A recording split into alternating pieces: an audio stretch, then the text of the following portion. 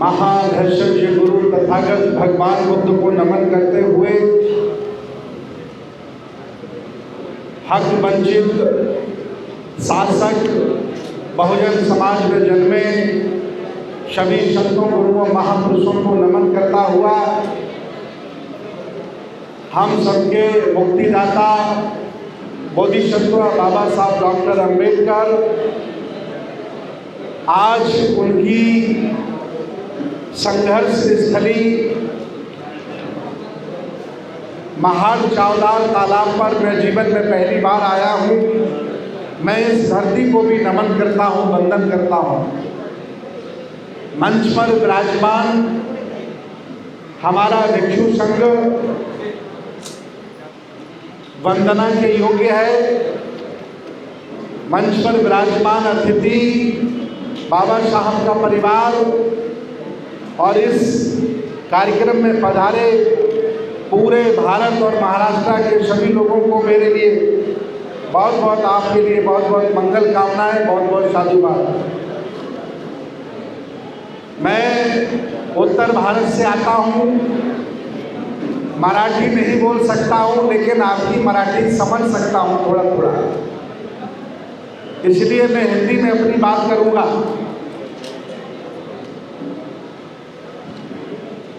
महाराष्ट्र धम्म क्रांति का बहुत बड़ा जीता जागता उदाहरण है। 21वीं सदी में और उसके पहले तमाम संतों गुरुओं महापुरुषों ने जन्म महाराष्ट्र की धरती पर लिया। पंजाब में जन्मे कांसीराम अगर महाराष्ट्र में नौकरी करने नहीं आते तो उन्हें ज्योतिबा राव फुले के बारे में, छत्रपति साहू जी के बारे में, शिवाजी के बारे में, बाबा साहब के बारे में कुछ पता भी नहीं होता है। इसलिए पूरे देश भारत के लिए महाराष्ट्र एक पूजनीय धरती है, आंदोलन की धरती है कि आप लोग पूरे देश को इस आंदोलन के बारे में सिखाने का और बताने का काम करते हैं। मैं आपको इस कार्यक्रम के माध्यम से बताना चाहते हैं कि अब उत्तर भारत में बहुत तेजी से धम्म कारवां चल पड़ा है। हमारे द्वारा लगभग 50 से ज़्यादा संगठनों को हमने बुद्धिस्ट सोसाइटी ऑफ इंडिया में मर्ज करा दिया है। मैंने कहा कि देश भारत में बुद्ध का आंदोलन बुद्धिस्ट सोसाइटी ऑफ इंडिया ही चलाएगी, समता सैनिक दल ही चलाएगा। ये छोटे छोटे संगठन बना करके विचारधारा के साथ धोखा मत करिए, अपने जमीन को बेचने का काम मत करिए, दलाली मत करिए। तो बहुत लोगों ने अपने संगठनों को बंद कर दिया है और बुद्धिस्ट सोसाइटी ऑफ इंडिया में जुड़ने लगे।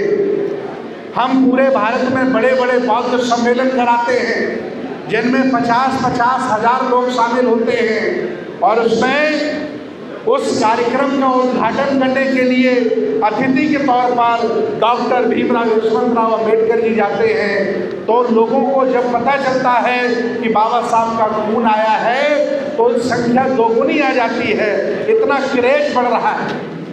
और मैं आपको बताना चाहता हूँ, जो लोग डायरेक्ट बाबा साहब के आंदोलन से जुड़ गए, उसके अलावा तमाम शेड्यूल कास्ट की जातियाँ, ओबीसी की जातियाँ जो बिल्कुल बुद्धिज्म से नहीं जुड़े थे, जिन्हें बिल्कुल अंबेडकर बात पता नहीं था, अब खुशी की बात है कि वो लोग हमारे साथ जुड़ने लगे हैं, हमारी संख्या बढ़ने लगी है। हम लोग सत्ता से भले ही दूर हों, लेकिन विचारधारा हमारी बढ़ रही है। मैं आपको बताना चाहता हूँ, अगर अन्य नेताओं की तरह बाबा साहब डॉक्टर अंबेडकर का परिवार भी पद के लिए, MP MLA बनने के लिए अपना जमीन बेच देता तो एक भी नेता यहाँ दिखाई नहीं देता, सारा पद इन्हीं को मिल जाता। लेकिन ये खरा सोना है, ये परिवार जमीन अपना नहीं बेचता है, बाबा साहब की विचारधारा के साथ खड़ा रहता है, संघर्ष करता है। इसलिए हम सब लोगों ने, पूरे उत्तर भारत के लोगों ने मन बनाया है कि भीमराव जी के नेतृत्व में इस कारवां को चलाना है और बाबा साहब की विचारधारा को पूरे भारत में फैला देना है। और उसका उदाहरण है कि हम लोग लगातार बड़े बड़े आयोजन कर रहे हैं, बड़े बड़े कार्यक्रम कर रहे हैं। आज मैं आप लोगों को आश्वस्त करना चाहता हूँ कि बहुत जल्दी ही हम लोग, चाहे मैरिज एक्ट की लड़ाई हो, पर्सनल लॉ की लड़ाई हो, अलग शमशान भूमि की लड़ाई हो, उसको भी हम लोग लड़ रहे हैं। और जो हमारी विरासतें जिन पर भारत सरकार अवैध कब्जा कर रही है, उसकी मैं अलग से लड़ाई लड़ता हूँ।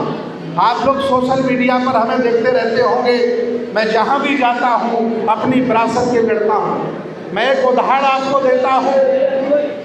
महामाया तथागत भक्त सिद्धार्थ की माँ प्रजापति गौतमी, उनकी मौसी, और यशोधरा सिद्धार्थ गौतम की पत्नी जहाँ पैदा हुई थी 10 साल पहले वहाँ कुछ नहीं था। हम लोग गए और हमने आंदोलन किया, संघर्ष किया। अब वहाँ भारत सरकार लगभग 15-20 करोड़ रुपए लगा करके बड़े बड़े भवन बना रही है। इसलिए हम लोग भले ही सरकार में नहीं हैं, लेकिन संविधान के दायरे में संघर्ष करेंगे, अपने विरासत की रक्षा करेंगे। और मैं उत्तर भारत के लोगों को प्रेरित करूंगा जा करके कि एक बार वो जीवन में महान शानदार तालाब जरूर जाएं और वहाँ से धम्म क्रांति लेकर के, स्वाभिमान की लड़ाई लेकर के आए। अगर उत्तर भारत के लोग महाराष्ट्र में आते रहेंगे तो अम्बेडकर बाद और बुद्धिज्म अपने आप बढ़ता रहेगा, क्योंकि यहाँ बहुत बड़ी संख्या है जो भगवान बुद्ध को और बाबा साहब को मानती है। मैं बहुत खुश हूँ क्योंकि लगातार कई वर्षों से हम लोग बाबा साहब के परिवार के साथ मिलकर पूरे देश में धम्म क्रांति को जन जन तक पहुँचाने का काम कर रहे हैं। और मैं आपसे निवेदन करूँगा, सोशल मीडिया हमारा हथियार है। हम सभी लोगों को ट्विटर चलाना चाहिए, यूट्यूब, फेसबुक चलाना चाहिए, क्योंकि ये बिकी हुई मीडिया हमारी खबरें नहीं निकालती है, चाहे जितना बड़ा कार्यक्रम कर दिया जाए। अभी बाला साहब अम्बेडकर जी ने 10,000 लोगों को इकट्ठा किया और कहा फाइल में नाम आ गया, मोदी इस्तीफा दो। कोई टीवी चैनल में नहीं आया, क्योंकि सोशल मीडिया ही हमारा इस समय मीडिया है। इसलिए हम लोगों को सोशल मीडिया बहुत तेज़ी से चलाना है। अपने अपने मोबाइल से फ़ोटो डालिए, खींचिए, ताकि लोगों को पता चले। और मैं आपको बताऊं, मैं निवेदन करूंगा कि सोशल मीडिया पर, यूट्यूब पर सब्सक्राइब कर लें, फेसबुक पर सब्सक्राइब कर लें, अंते सुमित रतन डाल के, ताकि हमारा जो भी काम है पूरे भारत में आपको पता चलेगा कि हम लोग कितनी मेहनत कर रहे हैं, कहाँ कहाँ काम कर रहे हैं। मैं बहुत बहुत धन्यवाद देता हूँ यहाँ के आयोजक मंडल को, जिन्होंने 99 साल पूरे होने पर यहाँ आयोजन रखा। 99/14 तालाब सत्याग्रह का कार्यक्रम यहाँ रखा और मुझे आने का अवसर मिला। मैं बहुत खुश हूँ और मैं आपको विश्वास दिलाता हूँ कि चरक विखमे चारिकम बहुजन हिताय बहुजन सुखाय लोकानुकंपाय। बुद्ध चाहते थे कि भिक्षु चलें, गांव-गांव, गली-गली, नगर-नगर जाएं और जाकर के जो लोग बेहोश हो गए हैं, जो लोग मार्ग से भटक गए हैं, जो अंधविश्वास पाखंड में पड़ गए हैं, जो अपने बाप दादों को भूल गए हैं, उनको जगाने का काम करें।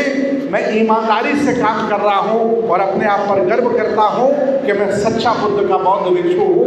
लगातार पूरे देश में काम कर रहा हूँ और आप सब लोगों से मिलकर ऊर्जा का प्रसार हुआ है।